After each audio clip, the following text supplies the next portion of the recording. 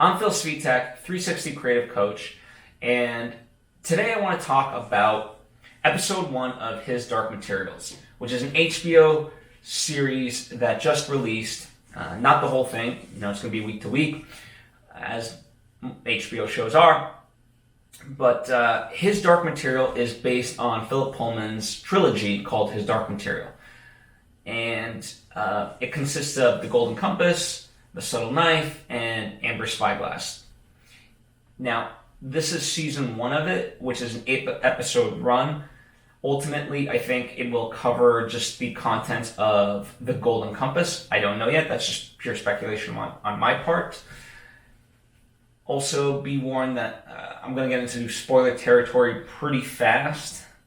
And I'm going to tie in thoughts of the book as well.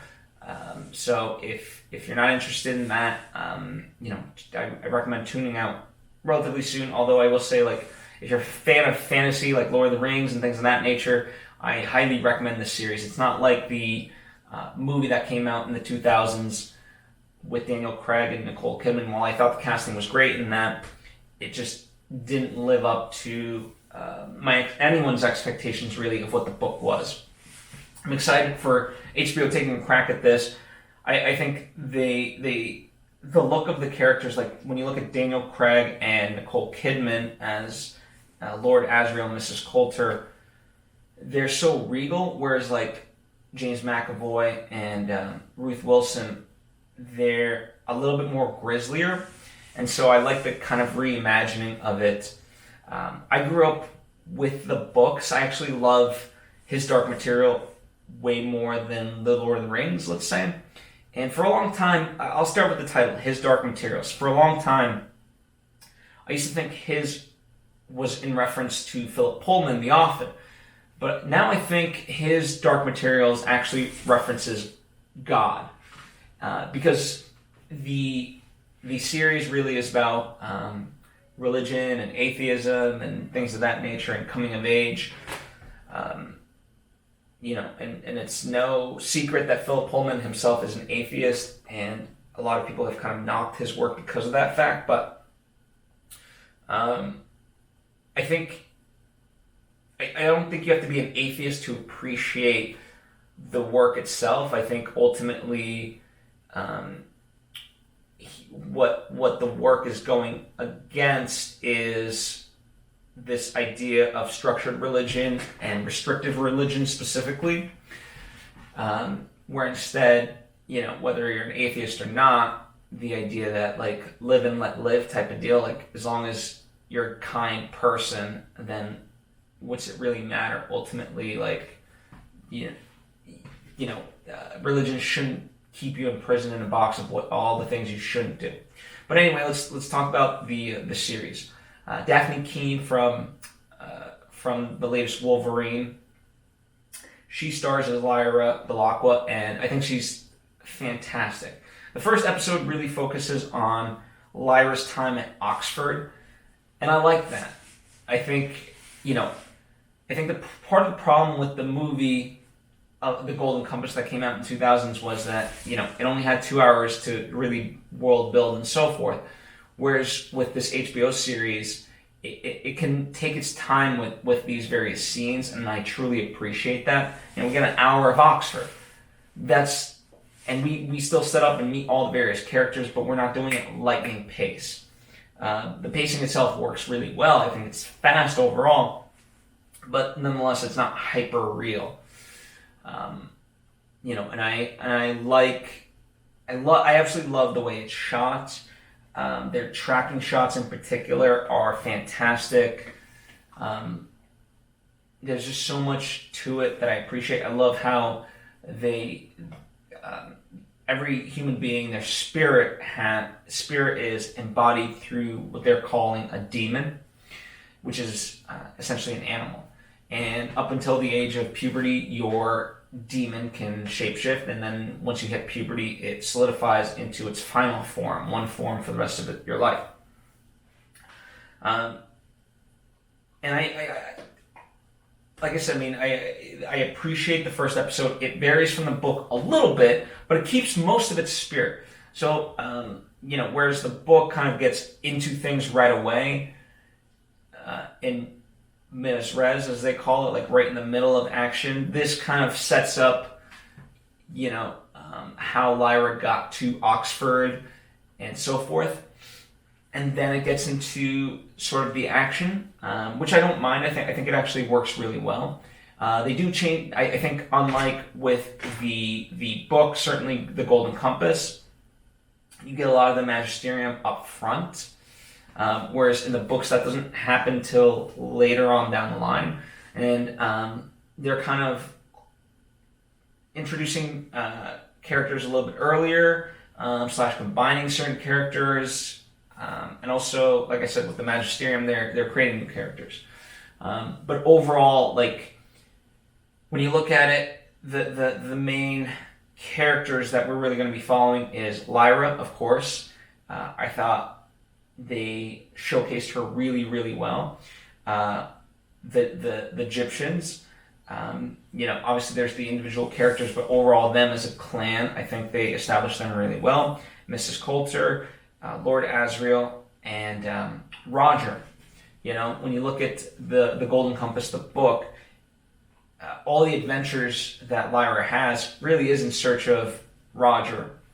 And I thought they did that really well in setting him up as a character, and also for someone that we should care about, and where we have this concern over what's going to happen to him, and you feel that he will be integral to the plot. Now, the interesting part is, like, in the coming up this season, I felt like if you haven't read the book, like, I feel like this spoils way too much. As someone who's read the book, I'm excited to see all these things come to fruition in the next 7 episodes, and I think, like, just seeing the teaser itself, I'm really excited by what they're able to bring to it, because I think they're executing it really well. Overall, I'm seeing good, positive criticism of the series. I myself, I'm hooked on it. I can't wait for episode 2. There's some negative criticism that it doesn't nail everything right, and at the end of the day, when you're adapting a book is not a film or a TV show, and so you do have to adapt it. And I thought for what they're doing, they are really getting the spirit of it. And I can't wait to see Lyra really start to utilize the lithiometer, which is the truth teller. And yeah, I just think it's a wonderful episode throughout. There's great nods to the book readers. For example, when Roger and Lyra go into the tombs, they don't. In the book, they mix up these coins, which causes ghosts to appear and kind of be upset with Lyra in particular. That doesn't happen in this, but they do go down there and frolic and drink alcohol, which is fun because they do that in the book. And while we don't get as much of Lyra just being a carefree kid, the few scenes we get of her running around, whether it is in the catacombs, whether it is on the rooftops.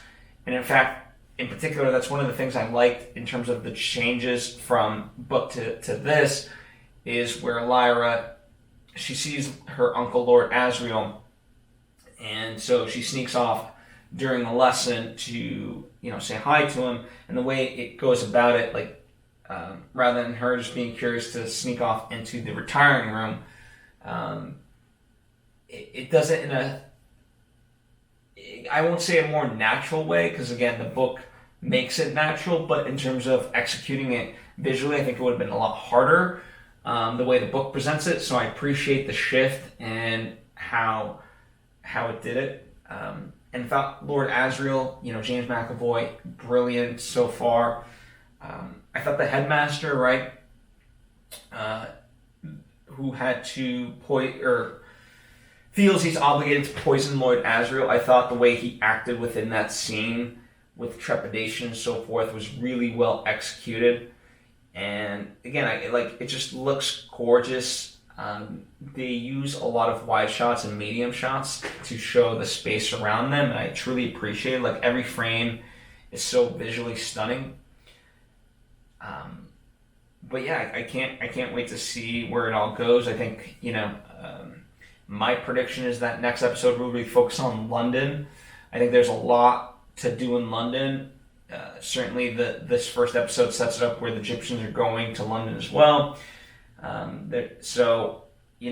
think we'll get that.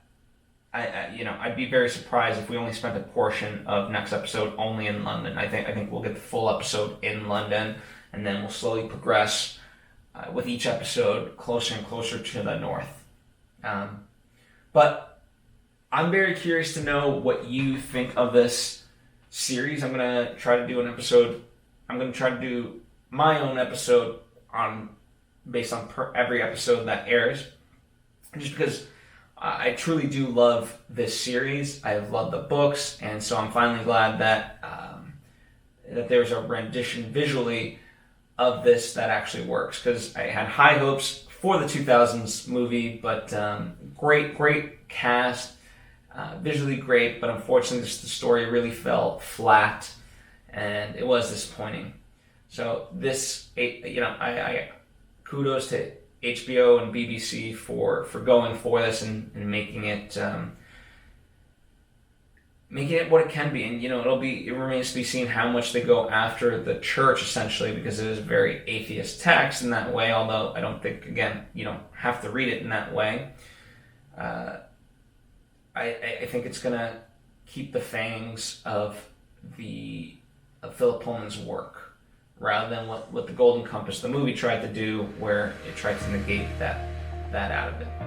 Anyway, that's it for my quick thoughts on episode 1 of His Dark Materials. Thanks for watching. I'm at Phil Svitek on social media, and I'll see you next time.